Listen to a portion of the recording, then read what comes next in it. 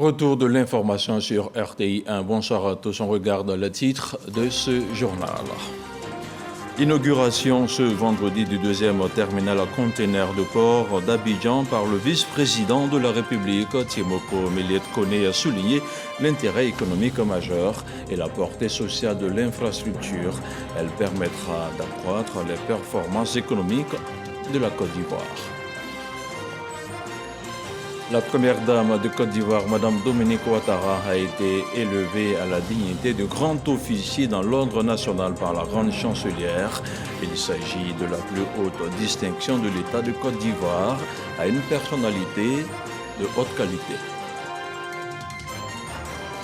Et puis, le Premier ministre Patrick Kachi a procédé à la pose de la première pierre du complexe hôtelier Aquaba. Le futur réceptif qui sera situé dans la commune de Marcory vise l'accroissement de l'offre hôtelière d'affaires et de loisirs dans la capitale économique ivoirienne. Il fera à terme de la Côte d'Ivoire une destination phare du continent.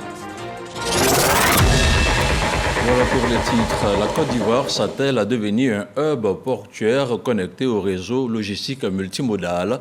Le vice-président de la République a inauguré ce vendredi le second terminal à conteneurs du port autonome d'Abidjan. C'était en présence du Premier ministre Patrick Kachi et de plusieurs membres du gouvernement. On regarde le compte-rendu d'Alexis Ouedraogo. 6 portiques de quai, de 13 portiques de parc, 36 tracteurs électriques et 2 élévateurs télescopiques. Avec un quai de 1100 mètres de long, le deuxième terminal à conteneurs ultramoderne du port autonome d'Abidjan va accueillir des navires de 16 mètres de tirant d'eau.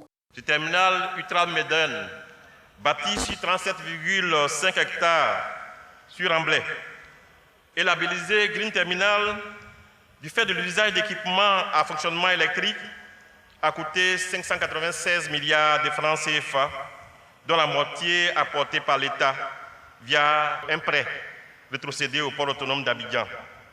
Il permettra au port d'Abidjan de traiter annuellement 2 500 000 conteneurs contre 1 million de conteneurs actuellement.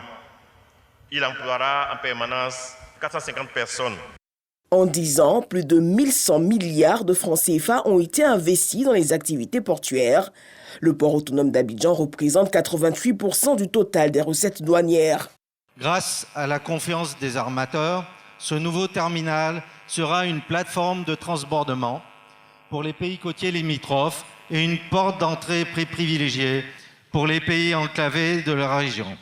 Pour le ministre du Transport, la politique d'amélioration des infrastructures routières va accompagner ce développement. Le port devient compétitif, la ville compétitive, et tout ceci avec une harmonie dans la croissance des entreprises. Et c'est tout ceci qui viendra soutenir davantage l'économie nationale. Représentant le chef de l'État, le vice-président indique que ce deuxième terminal à conteneurs est non seulement un nouvel outil de repositionnement du port, mais également de progrès. Il a traduit les encouragements du chef de l'État aux responsables de la structure. Ce deuxième terminal à conteneurs que nous inaugurons ce jour est non seulement un nouvel outil de repositionnement du port d'Abidjan au niveau africain, voire mondial, mais également un puissant vecteur pour accompagner durablement notre pays sur le chemin du progrès. Son Excellence, M. Alassane Ouattara, m'a expressément chargé de transmettre à tous ses vives félicitations et ses encouragements pour les efforts accomplis au quotidien pour donner corps à sa vision de hisser le port d'Abidjan au rang des plus performants de la côte atlantique et de l'Afrique. Avec le nouvel ouvrage, la Côte d'Ivoire se positionne comme le hub majeur de la côte ouest africaine. Les enjeux de la présente cérémonie d'inauguration sont très importants, non seulement pour le port d'Abidjan, mais également et surtout pour la Côte d'Ivoire, voire pour toute la sous-région, qui bénéficiera assurément des retombées de tout ce nouveau terminal. C'est pourquoi je tiens à ce que chacun sache ici combien le président de la République y accorde tout l'intérêt et le soutien nécessaire. Un juste retour serait une exploitation valorisante de cette infrastructure afin d'obtenir des résultats positifs susceptibles d'améliorer significativement le vécu des Ivoiriennes et des Ivoiriens. Rappelons que ce deuxième terminal à conteneurs du port autonome d'Abidjan est bâti sur une superficie de 37,5 hectares pour un investissement global de 596 milliards de francs CFA.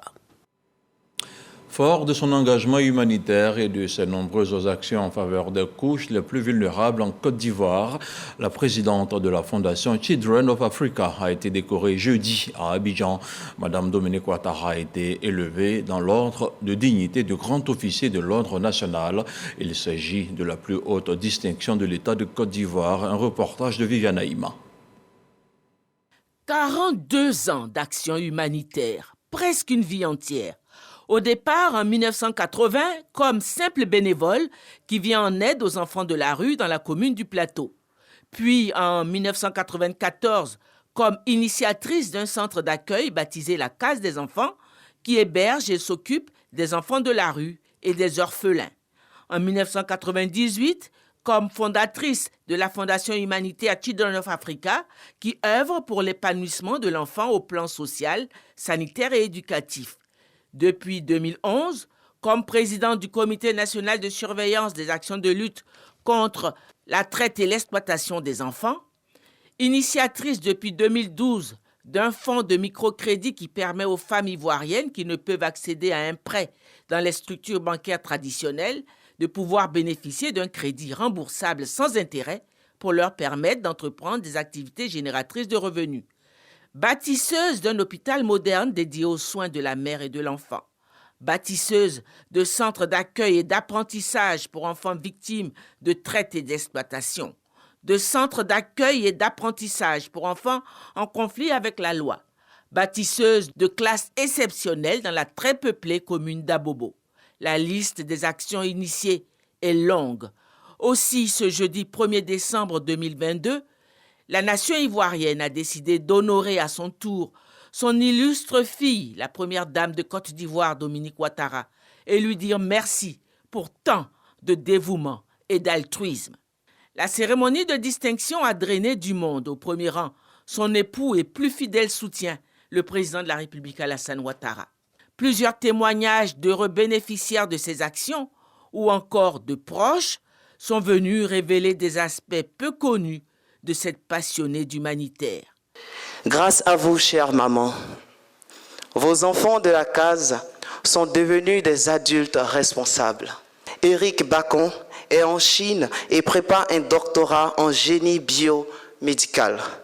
Un autre, Nguesson Eric Kwame, notre dévancier, est professeur de menuiserie au Centre de formation professionnelle d'Azopé depuis plusieurs années. Gbane Badaoudou a un diplôme d'ingénieur en comptabilité financière et audit. Claver Ngoran a une licence en électrotechnique et Cécile Frey-Zawi est étudiante à l'INGS pour être professeure de sport. La liste est longue, aussi je ne peux tous les citer. Mais sachez que, grâce à vous, nous avons un avenir radieux désormais. Aujourd'hui, je raconte mon histoire, mais je raconte l'histoire de beaucoup de femmes de la Côte d'Ivoire qui, grâce au prêt FAFSI, aujourd'hui sont indépendantes financièrement, arrivent à s'occuper de leur famille, subvenir à leurs besoins. Des mamans qui étaient dans des situations difficiles, mais aujourd'hui sont une fierté dans leur communauté, grâce à leurs activités. Aujourd'hui, maman Dominique Ouattara, je voudrais vous dire merci. Merci pour tout ce que vous faites pour nous. Je réfléchis parfois, je me dis sans vous, qu'est-ce que j'allais devenir parce que ce n'était pas facile. Sans emploi, on ne peut pas toujours tendre la main. Mais aujourd'hui, j'arrive à subvenir à mes besoins, aux besoins de mes petits frères, et maman est fière de moi. Merci, Papa Ado. Parce que si maman Dominique Ouattara arrive à poser autant d'actions, nous savons que vous êtes le pilier et que vous la soutenez. Est-ce trahir un secret que de dévoiler qu'à un certain moment de votre vie, cher Dominique, votre goût des autres était tel que vous rêviez d'embrasser une carrière ecclésiastique, c'est-à-dire devenir religieuse. Si votre vœu n'a pas été exaucé par Dieu, le Tout-Puissant vous a quand même entendu, puisqu'il vous a fait don d'un cœur intelligent. Un cœur intelligent, le roi Salomon suppliait l'Éternel de lui accorder ce cœur-là. Mais quelle chance vous avez, ma chère Dominique, vous en êtes dotée. Et là, vous avez une arme redoutable pour agir utilement. Pour nous, vous appartenez incontestablement à la lignée des reines du cœur. La cause est entendue. Voulant vous consacrer davantage à cette cause qui vous tient tant à cœur, vous avez cru bien de créer en 1998 une fondation dénommée Children of Africa. Personne n'en doute, vous êtes profondément engagé dans le combat pour l'épanouissement de la femme, pour son accomplissement, sans être pour autant une féministe invétérée. Sans doute fallait-il ces qualités combinées pour opérer cette alchimie avec un époux au destin tellement singulier. Ayant pratiqué le couple, je puis affirmer qu'Alassane et Dominique vivent un amour fusionnel depuis qu'ils se sont mariés. Au nom de tous vos invités, de tous vos amis ici présents, je voudrais vous dire notre joie infinie de vous voir honorés d'une façon si éclatante par la nation. Honneur à vous, Dominique. Rappelant pour sa part le grand mérite de l'impétrante et les innombrables services rendus à la nation, la grande chancelière de l'Ordre national lui a décerné au nom du président de la République, qui est intervenu à sa suite, une haute distinction honorifique. C'est une femme qui mérite d'être admirée.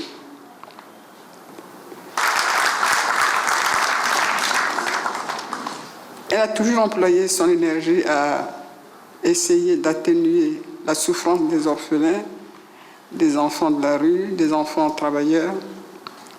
Elle a toujours voulu aider les femmes à être plus autonomes et plus fortes dans la société.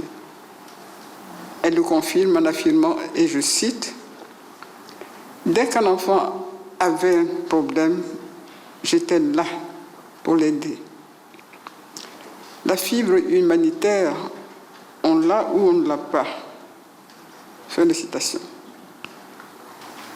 Oui, cher Dominique Ouattara, vous avez mérité que la nation vous remercie et reconnaisse vos bienfaits envers elle et vos mérites.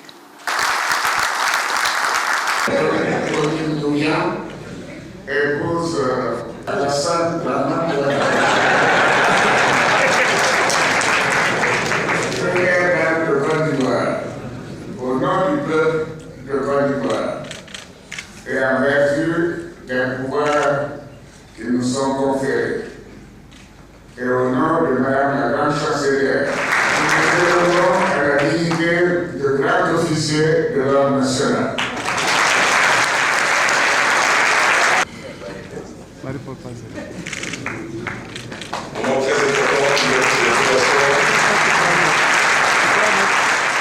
C'est avec un bonheur visible que la première dame Dominique Ouattara a accueilli cette insigne marque de reconnaissance nationale. Cette distinction, je voudrais la dédier à mon cher époux, le président Alassane Ouattara, qui m'a toujours soutenu dans l'accomplissement de mes projets et de mes actions humanitaires. Mon chéri, je te remercie du fond du cœur d'avoir cru dès le départ en mon engagement et de m'avoir soutenu durant toutes ces années. Tu as grandement contribué à ce que j'assume pleinement mon rôle, tout d'abord de présidente de la Fondation Children of Africa, puis de première dame de Côte d'Ivoire à tes côtés. Je voudrais te dire que je t'aime et que je suis fière d'être ton épouse.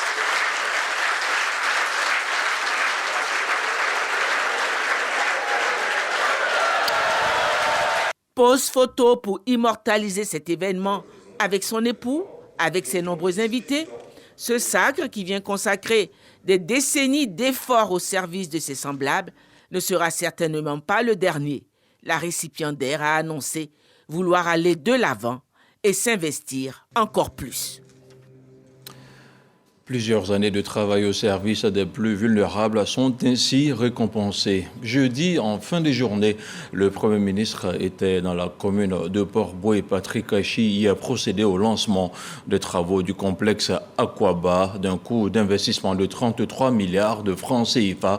L'ouvrage permettra d'accroître l'offre hôtelière premium dans le pays. Alexis Ouedraogo. C'est un complexe hôtelier qui veut révolutionner Abidjan. Un ensemble urbain complémentaire et attractif, comprenant un hôtel, des bureaux et des commerces. Le projet hôtelier Golden Tulip Aquaba, financé par les banques locales, représente un investissement de plus de 30 milliards de francs CFA, soit 50% du coût global de réalisation du complexe Aquaba, et contribuera à la création de 2000 emplois directs en phase d'exploitation, y compris 250 dans le secteur hôtelier. Depuis plusieurs années, je cherchais une opportunité pour implanter l'enseigne Golden Tulip à Abidjan.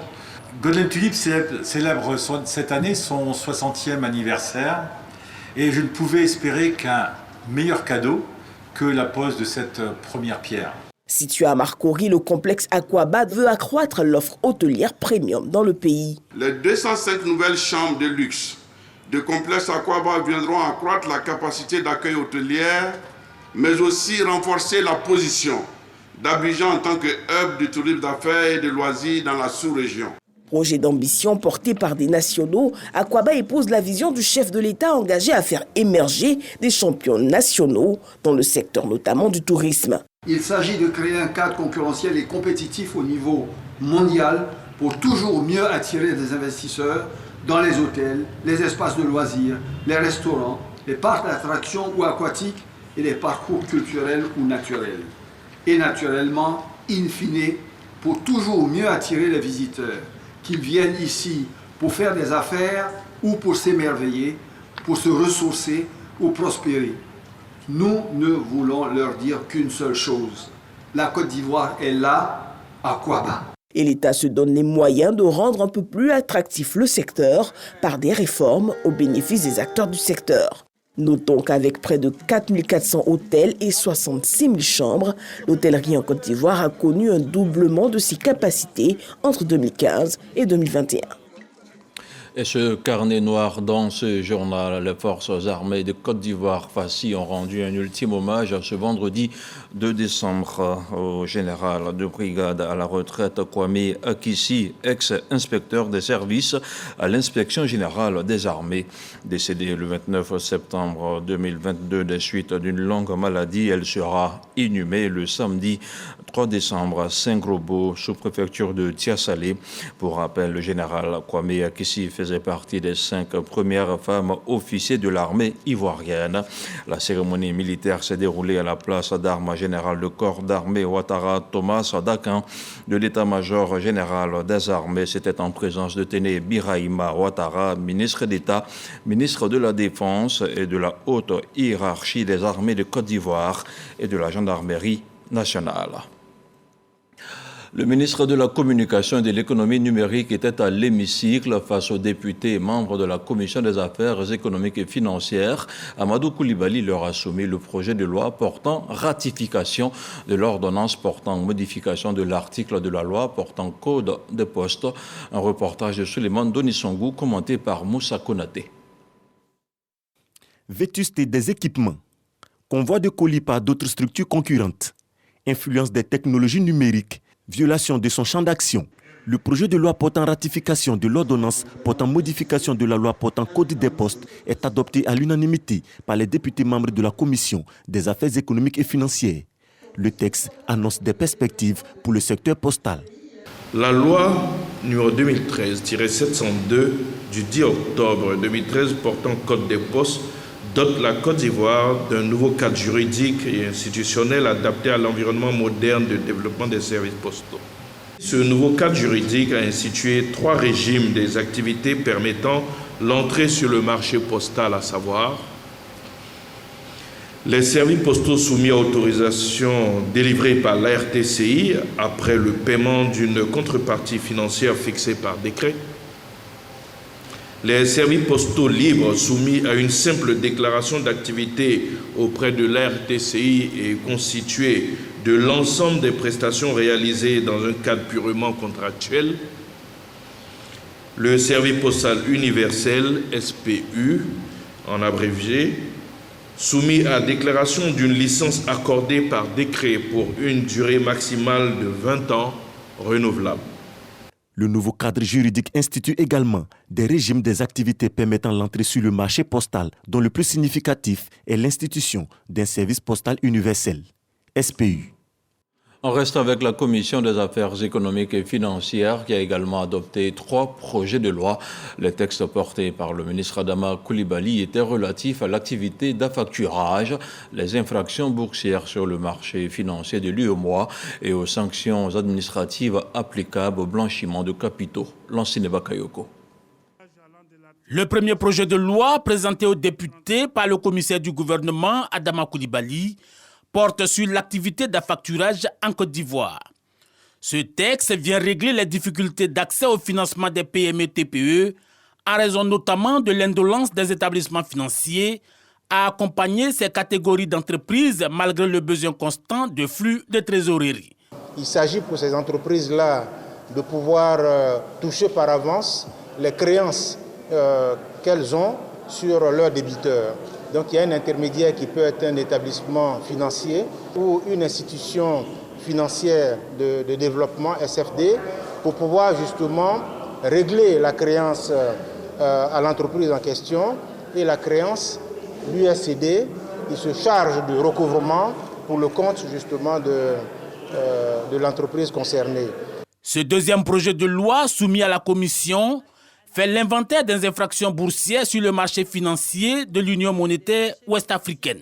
Ce texte prévoit des sanctions pour ceux qui viendraient en fait à manipuler les cours des bourses, à se rendre coupables de certaines malversations au niveau du fonctionnement de la bourse des valeurs mobilières.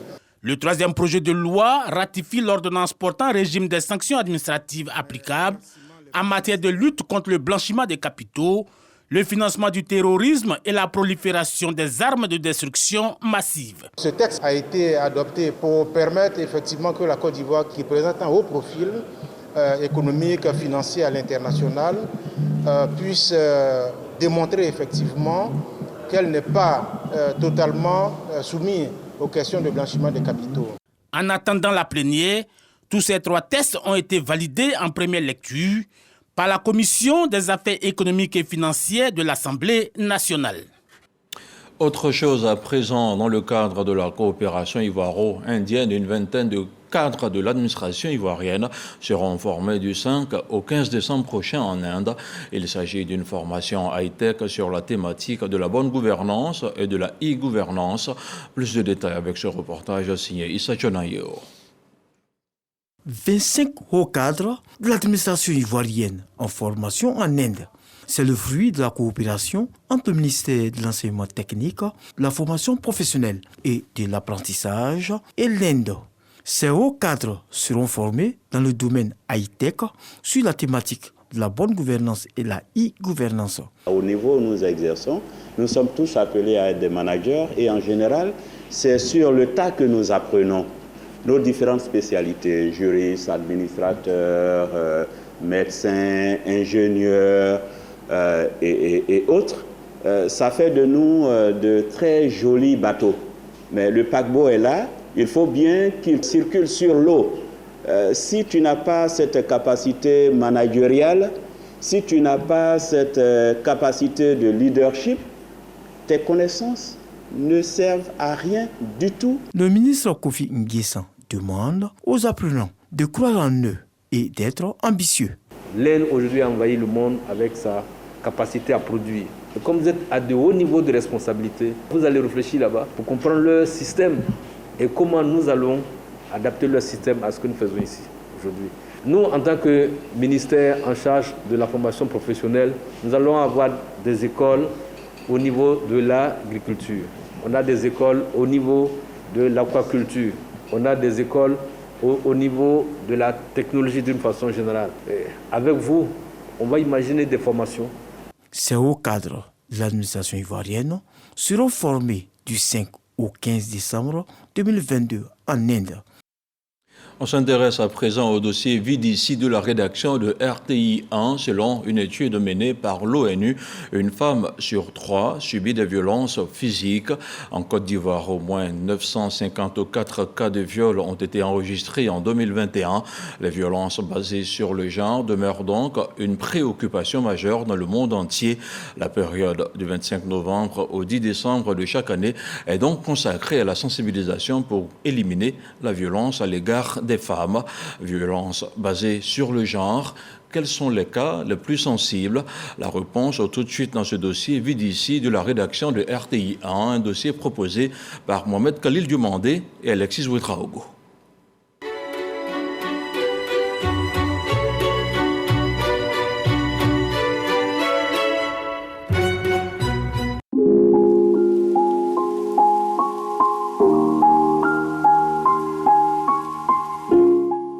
Sa main droite, elle l'a perdue. Son cou, son visage balafré. Victime de viol, Nadia, originaire d'un petit village situé à une dizaine de kilomètres de Bondoukou au nord-est de la Côte d'Ivoire, nous raconte son histoire. C'était en 2014. Ce jour-là, je me rendais au champ. Sur le chemin, j'ai croisé un homme qui a obstrué mon passage et a demandé à coucher avec moi. Avec une machette en main, il a dit que si je ne lui obéis pas, il va me taillader. Après m'avoir violée, pas peur d'être dénoncé, il s'est mis à me donner des coups de machette jusqu'à ce qu'il coupe ma main droite. Pour lui, j'étais morte. Vu la gravité de son cas, elle sera transférée de Bondoukou au service d'urgence du CHU de Cocody à Abidjan avec le soutien d'une ONG. Elle bénéficie de premiers soins. Son bourreau, lui, est mis aux arrêts. 2014-2022, les années passent, mais difficile de penser les plaies de la victime. Mon quotidien est devenu très difficile. Il faut être fort mentalement pour supporter une telle situation. Je ne peux plus exercer de travaux champêtres pour m'occuper de mes enfants. Cette jeune fille qui témoigne sous X révèle elle aussi l'atrocité des abus sexuels. Âgée de 14 ans, elle a été violée sous le regard impuissant de ses frères cadets. Les faits remontent à 2018. Ce jour-là, en pleine nuit, ses frères et elle-même reçoivent la visite d'un homme dans la concession familiale. Il dit qu'il veut se coucher avec moi. Il me dit que s'il n'est pas accepté, il va me faire du mal. Il a couché avec moi devant mes petits frères. Son violeur ne s'arrêtera pas là. Il dit que peut-être s'il ne nous a pas tués, mes deux petits frères vont aller tuer. Mais ça, il a pris le plus petit 4 ans et puis il a commencé à le macheter. Son petit frère âgé de 4 ans décède des coups infligés par la machette. L'adolescent, elle, survit. Son visage, ses mains sont mutilées.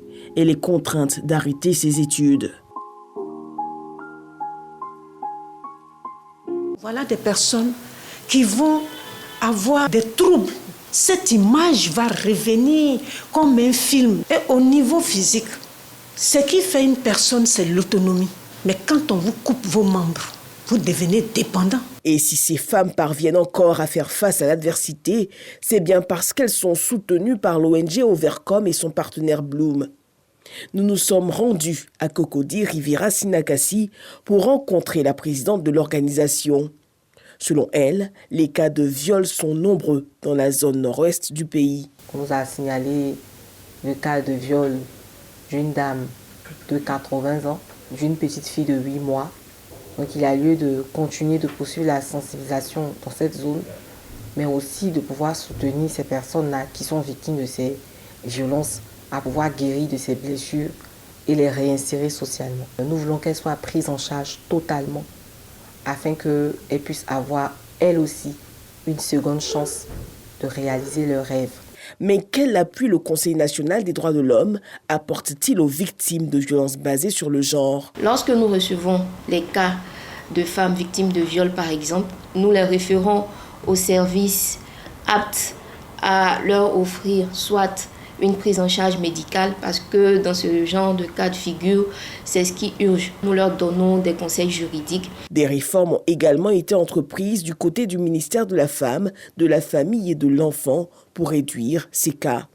Le ministère de la Femme, de la Famille et de l'Enfant a installé 84 plateformes de lutte contre les violences basées sur le genre. Donc dans toutes les localités, la victime se rend directement dans la gendarmerie de la localité ou dans le commissariat et elle est totalement prise en charge. Pour parvenir à des résultats probants, la ministre Nassine Batouré exhorte à briser le silence. Femmes de Côte d'Ivoire, hommes de Côte d'Ivoire, levons-nous tous ensemble et dénonçons tout genre de VBG pour que zéro tolérance contre les VBG en Côte d'Ivoire soit une réalité. En 2020, la Côte d'Ivoire a enregistré 822 cas de viol contre 954 en 2021, selon une étude menée par la Ligue ivoirienne des droits de l'homme. Des violences qui touchent aussi bien la gente féminine que masculine. Le 1308, c'est la ligne verte gratuite, ouverte pour dénoncer toute forme de violence en Côte d'Ivoire. Les violences basées sur le genre, un phénomène qui a encore de beaux jours devant lui. On regarde maintenant le point de la situation de la Covid-19.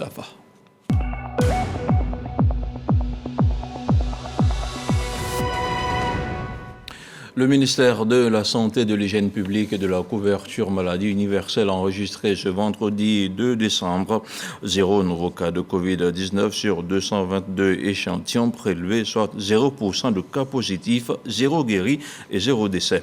À la date du 2 décembre, la Côte d'Ivoire compte donc 87 887 cas confirmés, dont 87 049 personnes guéries, 830 décès et 8 cas actifs.